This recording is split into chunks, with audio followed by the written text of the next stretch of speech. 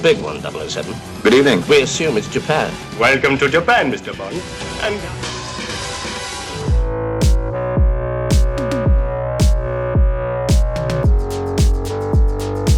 Hey everyone, welcome back to Half-Ass Movie Reviews. My name is John. Sorry, I was drinking water. My name is Matt. Yep. And on this week's episode of Half-Ass Movie Reviews, we're back to doing our James Bond reviews, and we're up to You Only Live Twice, which is not true. You only live once. Unless you're a cat. They have 9 lives. Yep, that's a fact. And we're eating pizza rolls today for this week's episode. Oh my god, not yet. So one hit, you could just put the whole thing in your mouth, is what you're saying? God damn it. I know. I'm sorry. You're not. Well, I'm not going to change for you. No, I'm not going to put on airs. The pizza roll shouldn't touch the palm of your hand. I get that, so it's just like... And it's one hand. Now, I know you're it doesn't need to touch the other hand. But anyway, we're here today to talk about You Only Live Twice. This is directed by Lewis Gilbert, who would later go on to direct 2 more Roger Moore 007 James Bond movies. And this film was also written by Roald Dahl. Do you know who that is? No. Which I thought was strange, because this is the same guy who wrote Charlie and the Chocolate Factory. Okay. And he wrote the BFG, a bunch of like James and the Giant Peach, a bunch of kids' books. I've seen that. Yeah, so he wrote that. It's weird that he wrote a James Bond movie. Are you trying I to think I could. Yeah. You know? Yeah, this one was... what'd you think of this one, just off the top? Did you enjoy yourself? No, I haven't enjoyed myself yet. Yeah, it's the 5th Connery one, but this is our last Connery for a little while, because next week we're moving on to George Lazenby's Your Majesty's Secret Service. Yeah, I'm very excited about that. Yeah, I'm very upset that I'm not enjoying myself here. I really thought that I would be able to get something out of these, and... You gotta admit you had to have at least a couple of laughs with some of this stuff. I guess, but like overall, it's not my style of movie. Like I'm just not enjoying myself watching them. You know? Yeah, I get that. I could think of 1,000 other movies I'd rather watch. No, I understand. The act, know? yeah. It's just the problem I'm having, and a big problem with this one, especially I think they've all pretty much been this way.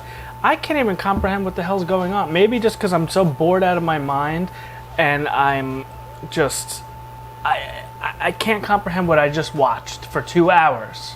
Yeah, this was an hour 57, and so there was stuff I could have cut. I'm going to revert to the plot on the Wikipedia page to kind of help me along this review, because, you know. Well, the basic plot. And my girlfriend sat there with me and watched it with me in bed, and I was like, "Do you know what's going on?" And she's like, "No, not really." I said, "Yeah, okay." And so it's not just me. Yeah, this one, the plot is basically that Spectre is back, and Spectre wants to start a war between the Soviet Union and the United States of America. And at the time, in 1967, we were both countries, or both, you know, the United States and Soviet Union were involved in the space race. We hadn't been to the moon yet. They were racing to see who was going to get there first, so space was on everyone's mind, and they decided to make a movie basically about that, except no one's bigger than Spectre. So Spectre is bigger than both of them, and they're just trying to start a war between the two of them. And that's the basic plot of this movie, because we open in this movie in space, with the United States in space, and their ship gets eaten by one of Spectre's ships, which actually looked like a giant bullet to me. NASA spacecraft Jupiter 16 is hijacked from orbit by an unidentified spaceship. Mm-hmm. Yeah, the United States expects it will be the work of the Soviets. Yep, they don't suspect Spectre at all, but the British intelligence, who is not involved in this at all, is like, well, we kind of believe this came from Japan, so we actually have one of our best guys down there right now, and he's down there, you know, he's putting on the show for one of these ladies again down there, and she tricks him, puts him in this like flip-up bed, a couple guys walk in, and we believe, shoot him to death. Right. That's not what happened. Were they blanks, or? I'm a little confused on how they faked his death as well, because there's blood. Right. Like, what if somebody else went up to him and pressed his neck to see if he was alive or dead? I was confused. Maybe they swapped out a body. So, that was all an act. Yes, that was all an act. I believe the whole thing was a ruse, and then, you know, they actually, and I could never do this. This is what, you know, while we've been watching, I'm like, I can do most of the stuff that he's doing, but I can never fake my death and be dropped to the bottom of the ocean with just that thing around me and like hoping that somebody comes to rescue me. That's a bit sketchy, yeah. Yeah.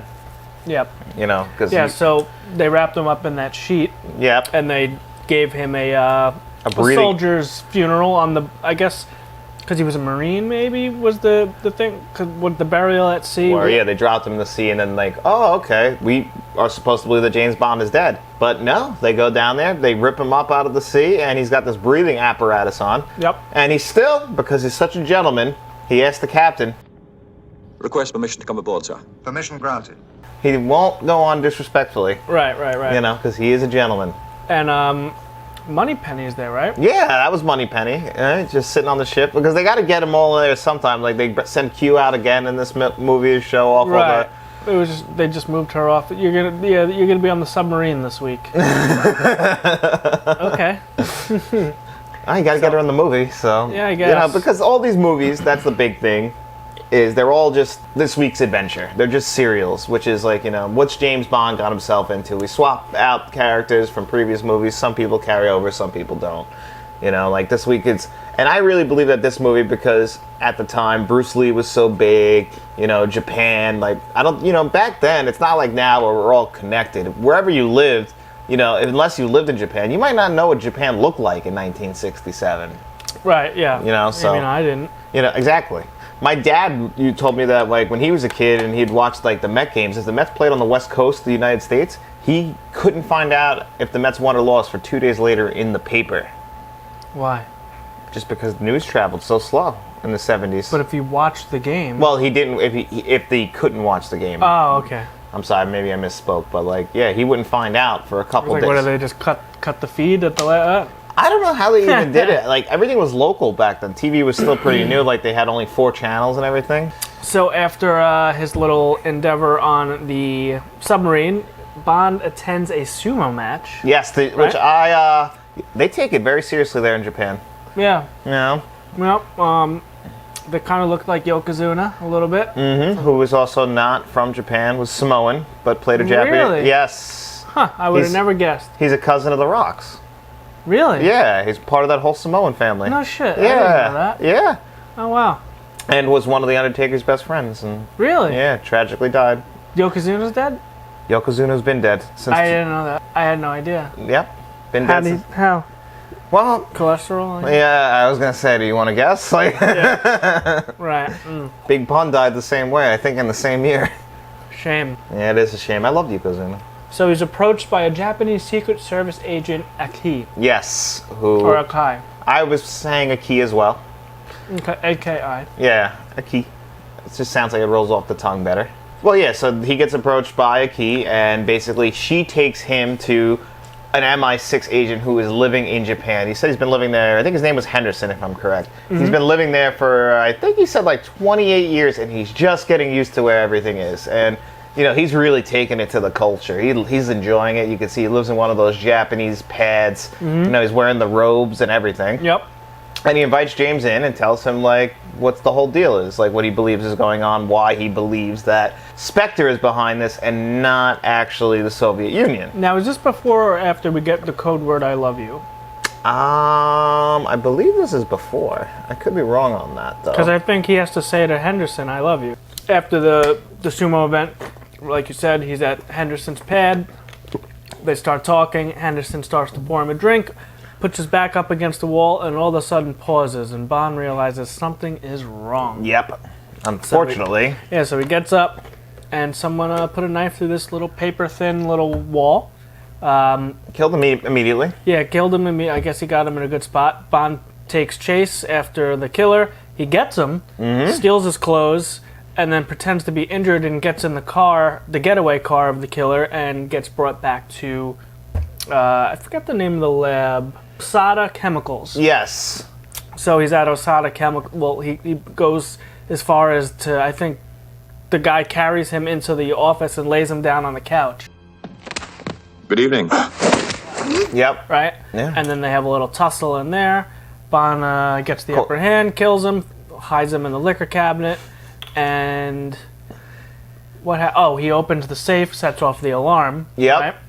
And then he makes a clean getaway for the most part, right? Pretty much he got out of there pretty unscathed, no one realizing he was even there, which I actually thought that this whole thing was pretty awesome. And they're in chase after him, if I'm correct, and then he's running outside, and is this when a key pulls up in that white car? Who flees to a secluded subway station. So this is when basically she picks him up, and they're shooting at the car still, and that beautiful white car. I liked it.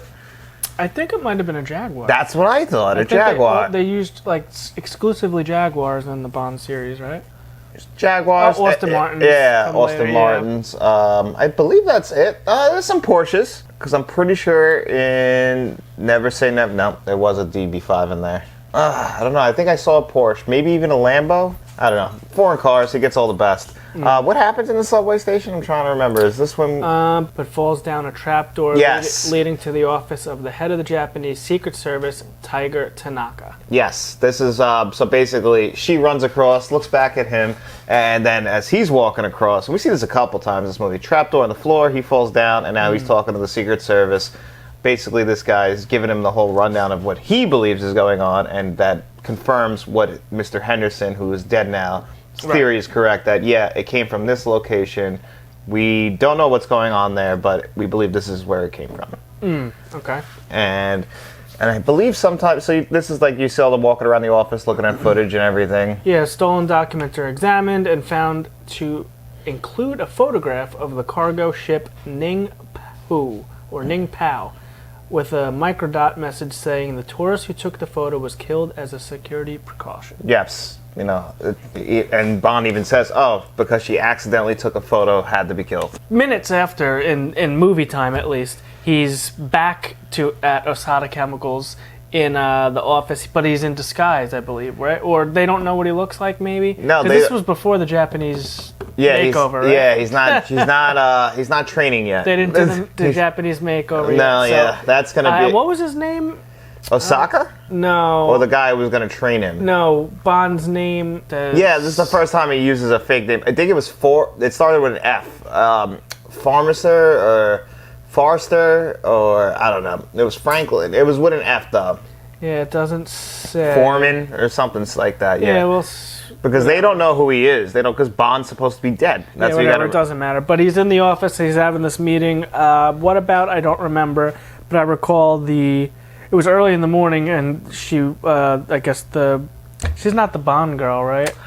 So this is where I had a tough time, because they kind of switch, because... The white chick with the red hair. Yeah, well, I thought Aki was going to be the Bond girl, and then as we know, she ends up dying. Mm-hmm. And then he has to have that fake marriage with that other girl that replaces her, who, at the end... But that's that she's also Asian. Yes. But I'm talking about the chick with the red hair, the white chick. That's like the secretary or servant of the Mr. Akko, Osada or whatever. So she offers him wine, a Dom Perignon, at like 10 a.m. He's like, oh, blah, blah, blah. He declined because he knew there was a body in the liquor cabinet, and like when she opened it, he looked and noticed the body was gone. He's like, oh, fuck, I think they're on to me, or they know, or whatever. Yeah, they are pretty smart, because as it would be later revealed, this guy was working with Spectre, right? One thing with the plot of this one, I could see, like, the basic premise of it is pretty simple, but there's a lot of bouncing around and introducing characters without, like, actually, you know, explaining who they are. Yeah, I had a very tough time with this one. So Osada humors Bond, but after their meeting, orders his secretary, Helga Brandt, to have him killed. Yep, as soon as he walks out of the room, he's like, kill him. Both are Spectre agents. Outside the building, assassins open fire on Bond before Aki rescues him again. Yes, Aki again comes through in the clutch, because he's almost killed again. So I was having a hard time, who was Aki loyal to? Like, she seemed like she was loyal to herself, but... I don't know, like, you know, that's why I felt like she was the Bond girl, because in the end, you know, the night that they end up making love, or making whoopee, Whoopee? she gets poisoned to death. Who calls it whoopee? I just felt like it because I heard it in a movie and it's funny. I would never call it that. I don't think they ever in the movie outright say that he's having sex. I think they're just saying, like, you know, like, we know what he's about to do. Like, I don't think they have, because these movies, I'm pretty sure, were rated PG. No, whoopee. Where'd you get that from? I just heard it. You never heard them ever refer to making whoopee? No, I thought it was like maybe a fart, maybe, but I wouldn't say... Well, that would make more sense, whoopee cushion, but no. Bond lives a dangerous life, man. The fact he almost gets killed on a daily basis, fakes his own... It's his job. I mean, yeah. How much you think? They gotta pay him well, right? I would assume. Bond and Aki drive to Kobe, where the Ning Pao is docked. So maybe it's That's where the boat is that they saw on camera. Right, okay. Which they think will lead them to Spectre. They investigate the company's dock facilities and discover that the ship was delivering elements for rocket fuel. They are discovered, but Bond eludes the henchmen until a key gets away. Alright, so that's when... Yeah. Okay. However, Bond is captured. Yes, so this is when he gets tied to the chair. Yeah, so he wakes up tied in Brandt's cabin on the Ning Pao ship. Brandt interrogates Bond before seducing him. I've got you now. Well, enjoy yourself. Brandt flies Bond to Tokyo the next day, but en route she sets off a flare in the plane, seals Bond in his seat, and bails out. Bond lands the plane and flees before it explodes. Yep. Now, this is actually... it was funny because I was noticing...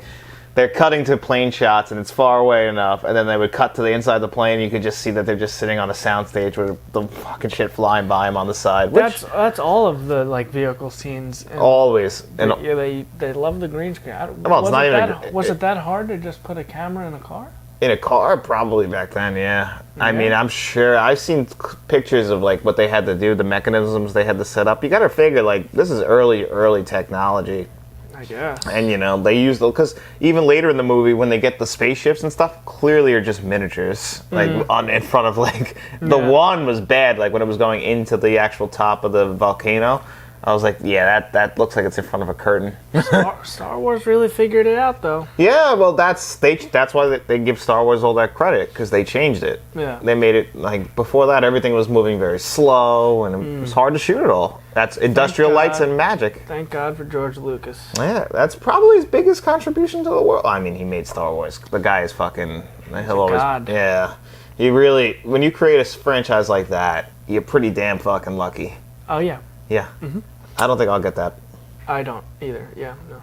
After finding out where the Ning Pao unloaded, Bond flies over the area in a heavily armed autogyro created by Q. Yeah, yes. He gets that little... He gets a little prop plane that he's comes in a bunch of packages, and they put it together pretty damn fast. Yep. Would you get in this plane? Because, first of all... Maybe. I would not. That thing is literally stuck together with duct tape and gum. They just. I mean, it's it was built well. It's just, it's like a 60s. So. Yeah, it's a put together plane. I get that. I mean, people do buy dummy planes like that. It's not a dummy plane. It was a single seater, like the game Pilot Wings. It was kind of like that. Yeah, but this one was all tricked up with guns and rockets and stuff like that. The bells and whistles. Yeah, and which leads into the sequence where he's flying over everywhere. He can't find nothing over the volcano. Yeah, he doesn't realize that Blofeld's lair and Spectre's lair is underneath that yet. So he's flying, but then he gets intercepted, I believe, and gets into a shootout with a bunch of other Bond planes. is attacked by and defeats 4 helicopters, confirming his suspicions of a nearby base. A Soviet spacecraft is captured in orbit by another identified craft. This is where they believe that now that the United States took that one. Right. Heightening tension with the United States. The mysterious spaceship lands in an extensive base hidden inside the volcano, operated by Ernst Strabo Blofeld of Spectre. Blofeld, played by Donald Pleasance. What did you think of him in this? Were you at least Dr. Sam Loomis. Yes. Yeah, I was excited to see a familiar face. That's Dr. Loomis to me. So oh yeah, I mean that's I think that's a better role. However, there's more to that role because I mean, not that Blofeld isn't a big character. He never raises his voice. He speaks at the same volume the whole time. This organization does not tolerate failure. I know, but you see, But man, when we first meet him, he's petting the cat and he introduces himself, and the chair is exactly like the chair in the first Austin Powers. Yeah. And the clothes he's wearing are just like Dr. Evil's. He's even got the scar on the one side of his face. This movie, again, all these Connery movies keep adding to my love for Austin Powers because now I'm kind of seeing where they're getting it from. So this was the movie where he gets washed by all the women in in the whatchamacallit. I guess it's a bathhouse, right? That's where you're Yeah, I going? get, and she goes, in Japan, men come first. Yeah. But in Austin Powers, they added, and women come second, and then Austin goes, well, sometimes not at all. Sometimes not at all. Yeah, so you could tell that they must have been watching. I mean, he's literally in an underground volcanic lair. Right, Like, you know, yeah. that's right out of freaking. Well, Austin Powers took it right out of this. I mean, even the lair. Like, I'm looking around at the stuff. I'm like, you know, somebody had to come in here and do all this work. Like, you know, like he's got design. He had to hire people to be like, no, design the Spectre design on it. And like, Yeah. this secret underground lair. Yeah, like, you yeah, know, yeah. nobody. Yeah. Nobody ever brought that up. That like, oh, you know, I was working on this volcano. It's a hidden volcano. Just like Randall talks about in Clerks, about all the contractors on the Death Star. Yeah. I'm watching it because Austin Powers made fun of that, but like they really didn't under-exaggerate how ridiculous it is that they have all these, you know, he's had like, it's a beautiful, well-designed, the architect should be proud of what he did, the work he did on that, Yeah. you know? So he does get introduced and he realizes he's James Bond right away. We find out that Blofeld was hired by a great power to start the Soviet war. You know how much money they charged for that? Actually, a lot, right? No, it was a lot for the time. It was only $100 million to start a war between the United States and the Soviet Union. It's still kind of a lot of money to me. I don't have that kind of money laying around. Yeah, but they want to be the biggest world power, Spectre. $100 million lying around. I don't have $100. So Blofeld summons Asado and Brandt to his quarters for not having killed Bond. Asado blames Brandt, and as she leaves, Blofeld drops her to her death in that pool filled of piranha. Yeah, which, how did you not know that's what he was going to do? I don't know. But I guess, on the other hand, I mean, what other choice do you have? Well, that's where we get the mutated sea bass. Yes. Out of Austin Powers. Yep, we still haven't seen his face yet at this point in the movie. He just pushes the button, she falls, and the other guy's probably like, oh, thank God, it's not me. And, of course, he doesn't go look for another job. He's just like, oh, you know, bad day at the office.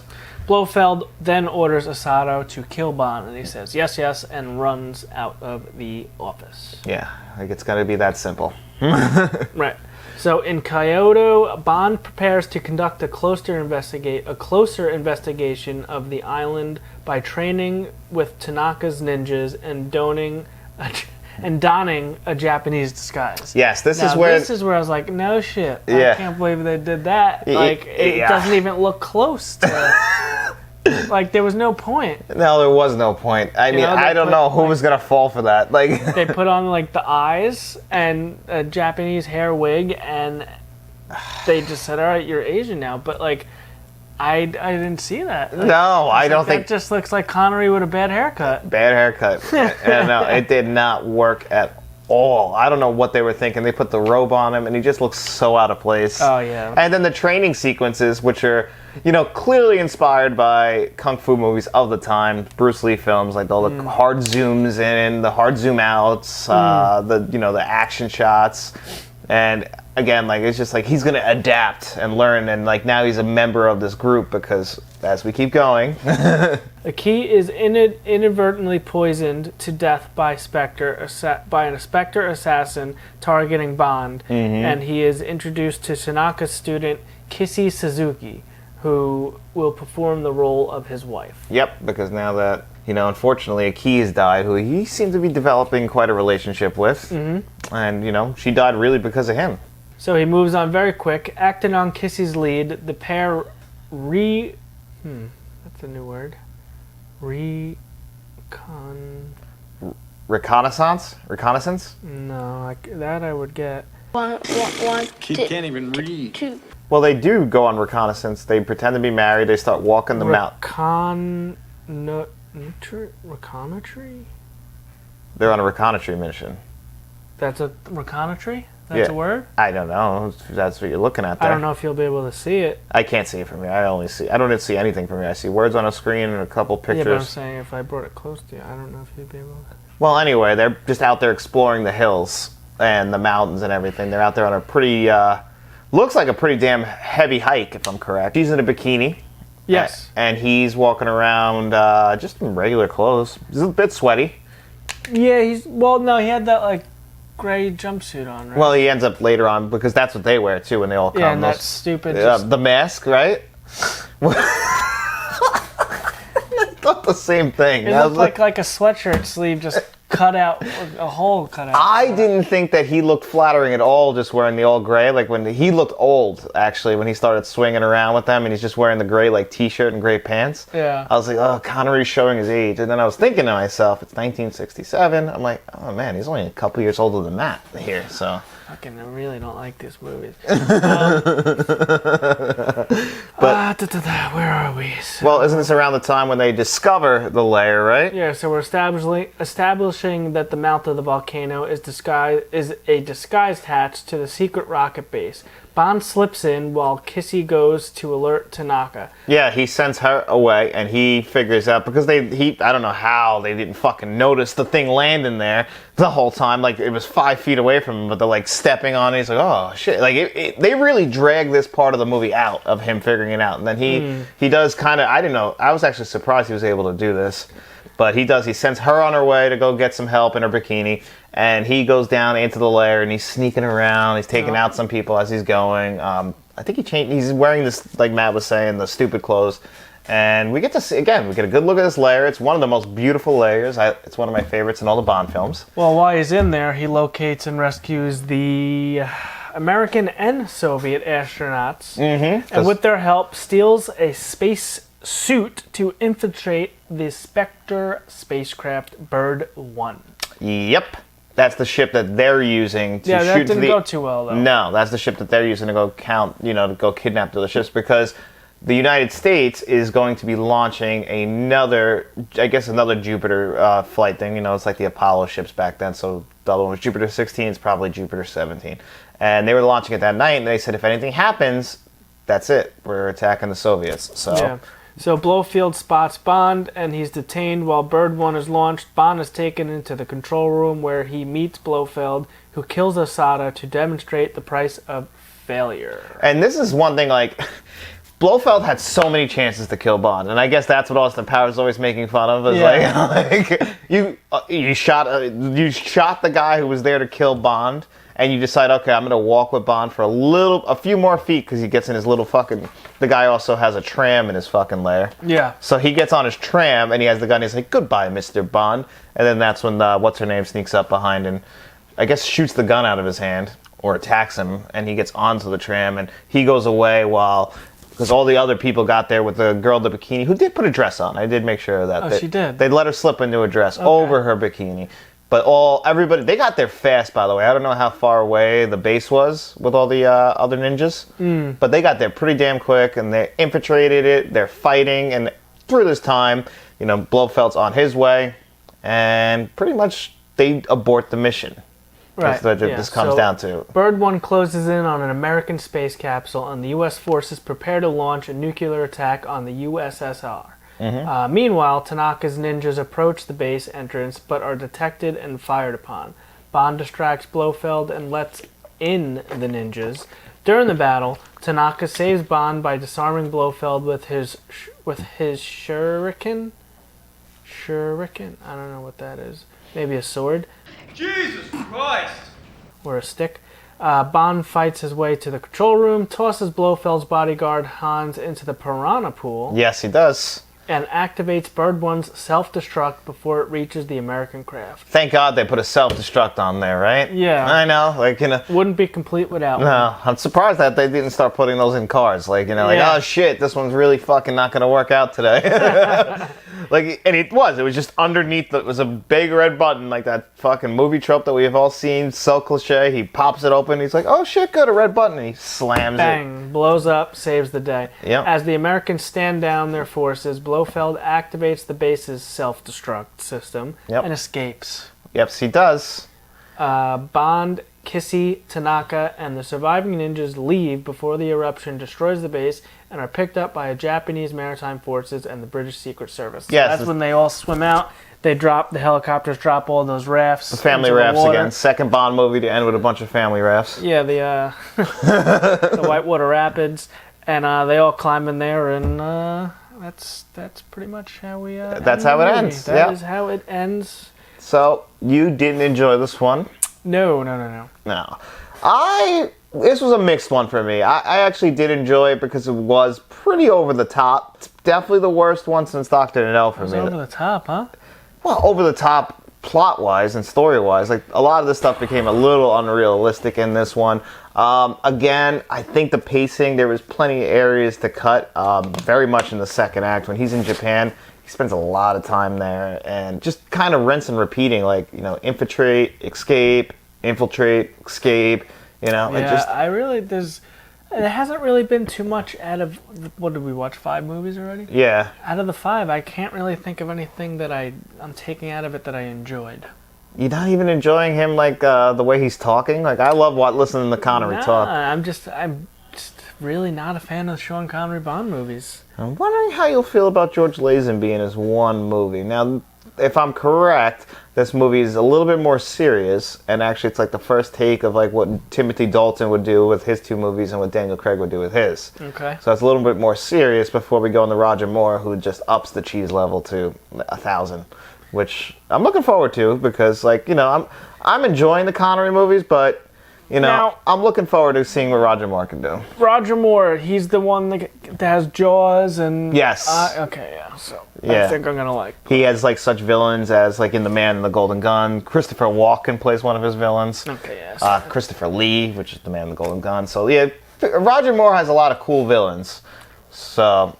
we will be taking a break from this for Sean Connery for, you know, On Your Majesty's Secret Service. The movie was a mega hit for James Bond. They would have obviously come back in 1969, 2 years later, with a new James Bond.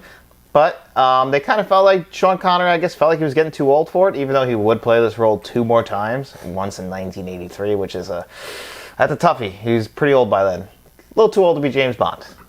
But let's hope that Matt enjoys next week's episode.